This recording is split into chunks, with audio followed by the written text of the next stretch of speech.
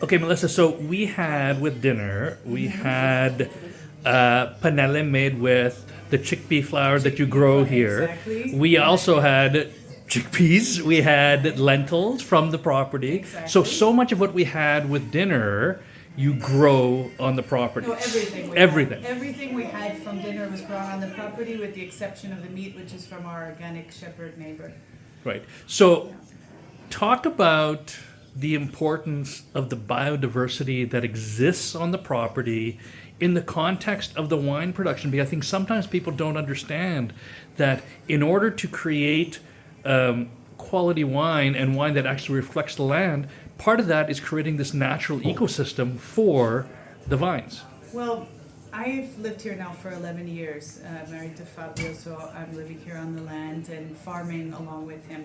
And I found the land already full of biodiversity. So it's hard for me to say what it would have been like if it wasn't full of biodiversity, in the sense of olive groves, almond trees, that's why I'm holding this dish, chickpeas, lentils, wheat fields, the vineyards, and our gardens that we live off of, our food that we eat on a daily basis and feed to our family. However, I've had the chance to be, that's the donuts frying, if you can hear that, with the ricotta from our neighboring shepherd.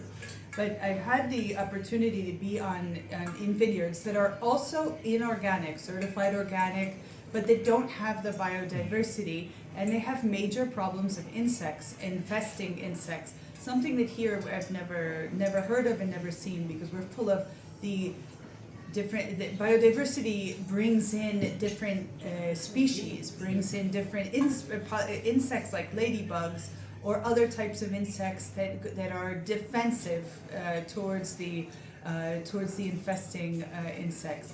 So I feel like not only is it a matter of keeping away the insects, but it's also, biodiversity is meant for the pollination, because you bring in the honeybees, for example, that normally wouldn't need to be here if it was only for the vineyard.